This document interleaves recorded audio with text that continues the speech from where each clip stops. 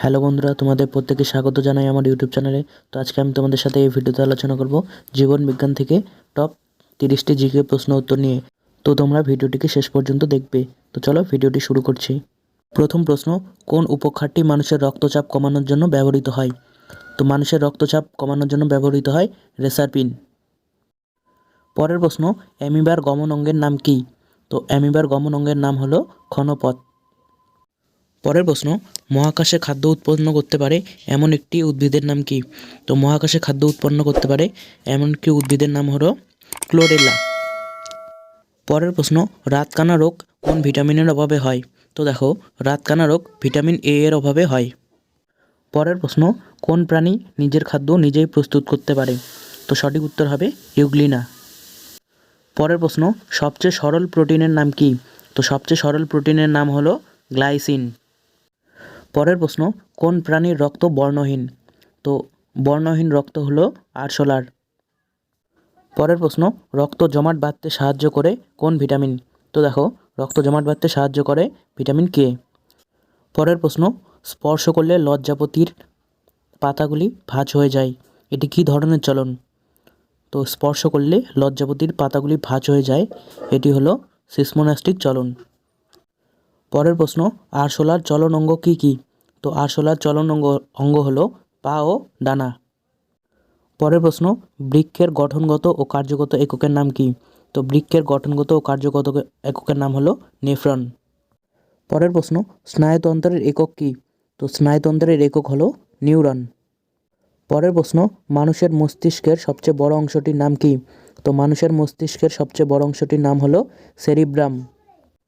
পরের প্রশ্ন, উদ্ভিদের বৃদ্ধি সহায়ক হরমোন কোনটি? তো উদ্ভিদের বৃদ্ধি সহায়ক হরমোন হলো অক্সিন। পরের প্রশ্ন, কোন হরমোন অঙ্কুরিত উদ্ভিদের ও ফলের বীজে দেখা যায়? তো সঠিক উত্তর হবে জিব্বেরেলিন। পরের প্রশ্ন, একটি বহিঃক্ষরা গ্রন্থির নাম? তো একটি বহিঃক্ষরা গ্রন্থির নাম হলো যকৃৎ, এবং এর সঙ্গে মনে রাখবে একটি অন্তঃক্ষরা গ্রন্থির নাম হলো পিটুইটারি। পরের প্রশ্ন, একটি লোকাল হরমোনের নাম কি? তো একটি লোকাল হরমোনের নাম হলো টেস্টোস্টেরন। পরের প্রশ্ন, আইবিএ এর পুরো নাম কি? তো আইবিএ এর পুরো নাম হলো ইন্ডোল বিউটারিক অ্যাসিড। পরের প্রশ্ন, কোন উদ্ভিদের পাতায় অঙ্গজ জনন হয়? তো অঙ্গজ জনন হয় পাথরকুচির পাতায়। পরের প্রশ্ন, মানুষের একটি লুপ্তপ্রায় অঙ্গের নাম কি?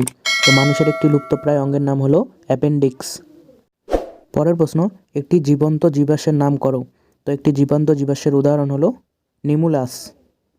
পরের প্রশ্ন, মৎস্য ও উভয়চর প্রাণীর সংযোগ রক্ষাকারী প্রাণীর নাম কি? তো মৎস্য ও উভয়চর প্রাণীর সংযোগ রক্ষাকারী প্রাণীর নাম হলো ডিপনয়।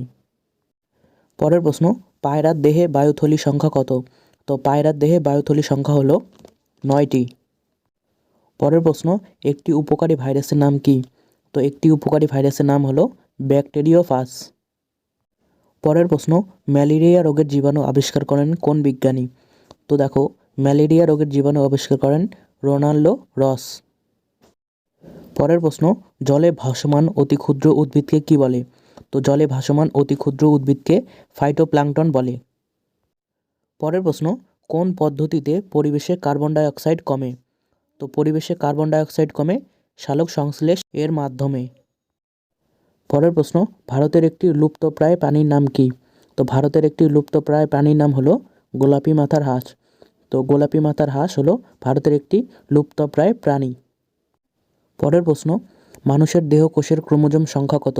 তো মানুষের দেহ কোষের ক্রোমোজোম সংখ্যা হলো 23 জোড়া। শেষ প্রশ্ন, ব্যাঙাচির রূপান্তরে সাহায্য করে কোন হরমোন?